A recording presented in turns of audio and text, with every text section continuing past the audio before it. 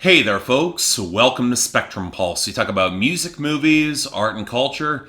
And today we're finally going to be talking about the newest album from the 1975 called A Brief Inquiry into Online Relationships. So let me start off on a bit of a tangent, because it's a common trope among movie critics that most sequences involving computer hacking, they tend to suck. Because not only do most not know the slightest thing about hacking in the real world, when they do, they're trying to add tension and gravitas to what is, for the most part, people just writing code and running scripts on a computer. It's a tool that's ultimately not all that filmable or interesting. And while I'm fairly certain other music critics have made a similar comparison when they talk about that sort of subject matter in this medium, I want to drill into one particular point that's kind of analogous. I'm really goddamn sick of artists making songs and albums talking about social media. Yes, it can be a toxic waste dump of bad opinions, spam, stupidity, and let's not forget about the Nazis. I've been on Twitter. But as a whole, I still view social media as, if not a net positive, a powerful force in the modern age to be used for good or ill. And as a tool, it doesn't make for good subject matter if the person beneath it isn't interesting or compelling. If you don't have anything new to say about social media, and I've heard it all, I'd skip it. I'd move on. It's part of modern life. Granted, I'm also coming at this from a technical background and a higher than usual level of impulse control on social media when I'm not making hot takes or live tweeting from the metal bar karaoke, but I think my point stands on social media being able to shine a light upon a worldwide community with the possibility to give a megaphone to anybody. And like any other tool or mode of communication or entertainment, it's got its limits, it's got its failings, it's got the potential to bring out the best and the worst in people. So while I'm not surprised that artists like to target social media and their technological dystopian themes of their albums trying to be relevant today, I rarely see a level of realistic insight into social media that doesn't feel short-sighted or hectoring or technophobic in a really crass way, especially when said acts are going to turn around and use said social media for promotion of their next album. And thus, I think I can be forgiven for being a little skeptical on the newest album from the 1975 with a loaded title of A Brief Inquiry into Online Relationships. Not only did I hear whatever remaining rock had been sanded away, I heard it was taking some thematic leaps into this territory and it won a lot of critical acclaim on it. In other words, I didn't have high expectations whatsoever, so alright, fine, what did we get with it?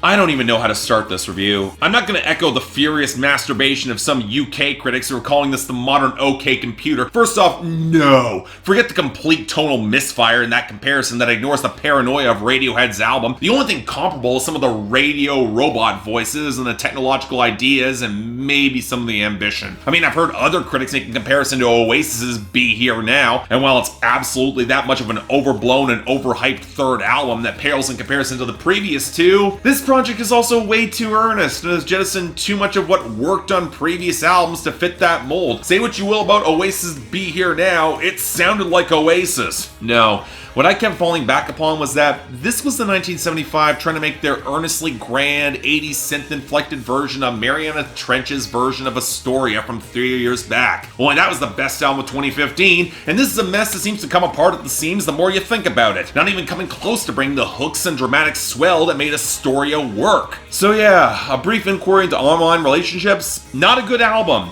Whether it's a bad album, we'll see. But it's absolutely their weakest project to date, and one that I'd even struggle seeing the less die-hard fans getting into this. In other words, kind of mediocre. At best. And before we get any further into this, I want to note, I did my homework here. I don't want to hear this. I read Matt Healy's increasingly incoherent brain vomit passing off his interviews, and while he has said some stupid things there, his comments on hip-hop, specifically in misogyny, deserve a mention at least, especially off this album, I'm only judging the content that we got on display here. And while I'm on that subject, I'll admit I was slightly misaligned. I'd struggle to call this album technophobic or backwards looking, at least not as a whole. If anything, I get the impression that Matt Healy is catapulting himself and his band into territory that's trying to be embracing and empathetic of everyone on social media going forward.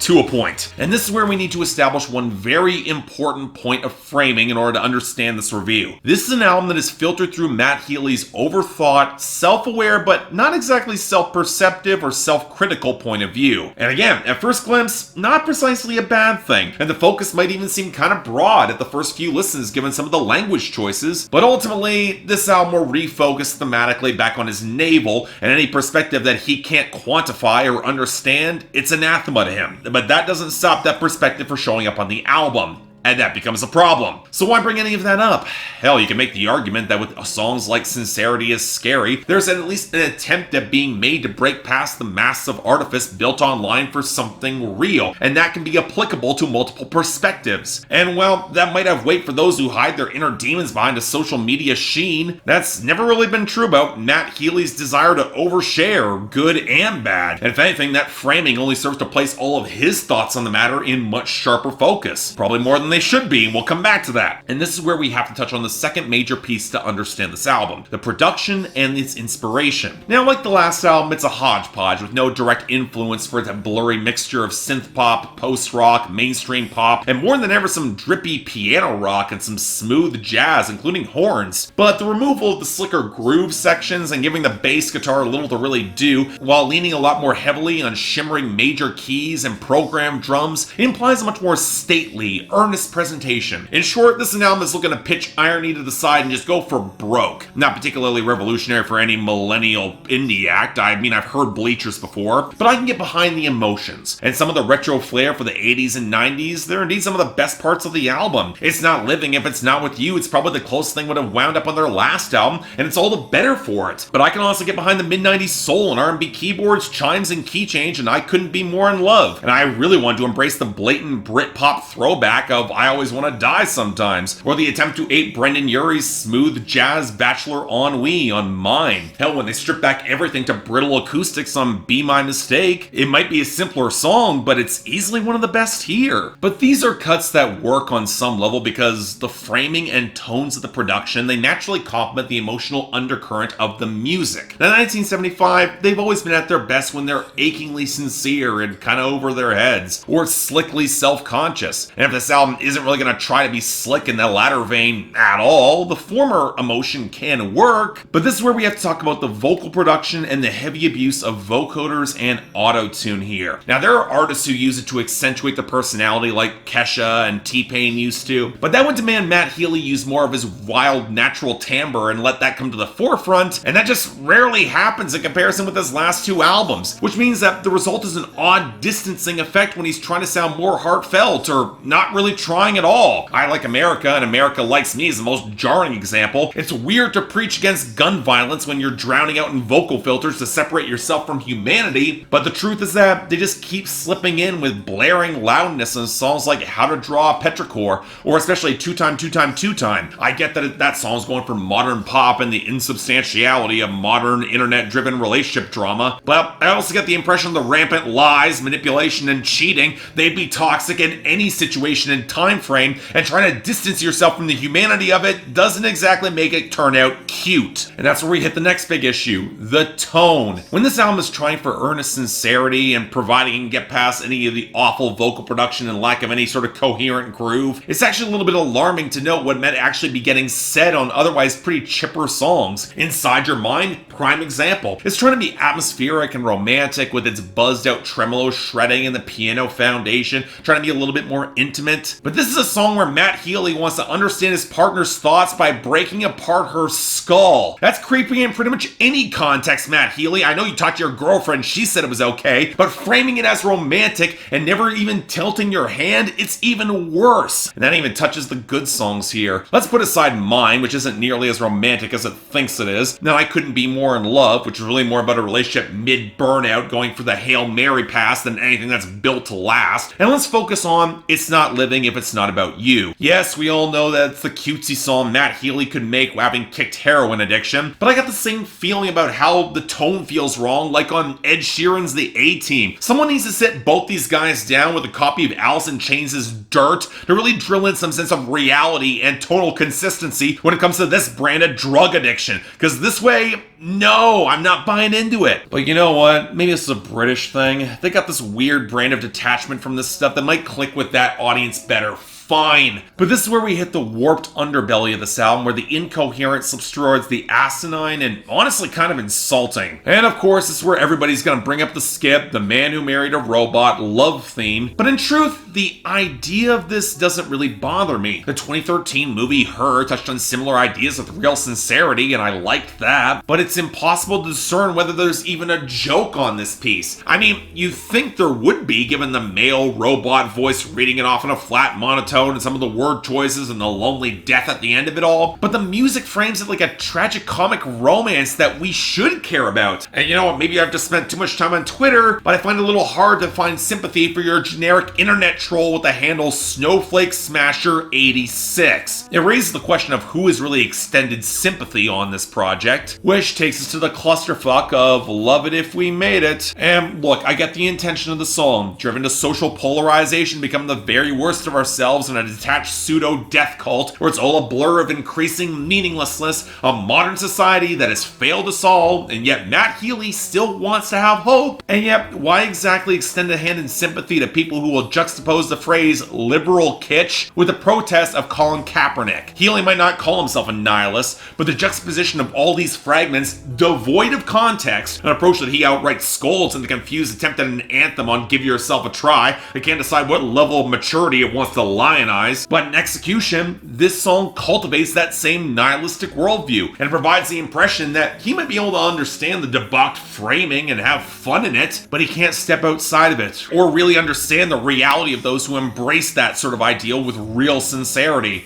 For the worse, usually. And that lack of self-criticism makes his stabs at sincerity increasingly sour, and clashing with the framing in a really ugly way. From how the girl that might call out his sexism, which you'll condescendingly dismiss by saying that she should be pulling him in on sincerity is scary, to how nobody really engages with the idea of death online with I always want to die sometimes, which in itself doesn't drill in deeper or engage with the idea either. But as a whole, this album's frustrating as all hell, and that's not even getting to the One-A-Tricks Point Never Glitch ripoff the band tries on Petrichor, or how much of these synths and drums are just blown out to clip the edges of the mix. The mixing is really not good at all. It's just an album that wants to take a sincere, yearning look at modern relationships and social media, but either through auto-tune distortion or songwriting that can't break through away from the sardonic faux cleverness and detachment, unable to truly engage with any point of view beyond his own. It splits the difference between being kind of incoherent and mostly insufferable. And when you factor in any muddy themes that were clearly placed above a desire to write good pop songs with a well-structured hook or showcase a strong groove, and even when we do get them, they're just pale pastiches of eras long divorced from the themes they're exploring now, all on an album that's stretching to nearly an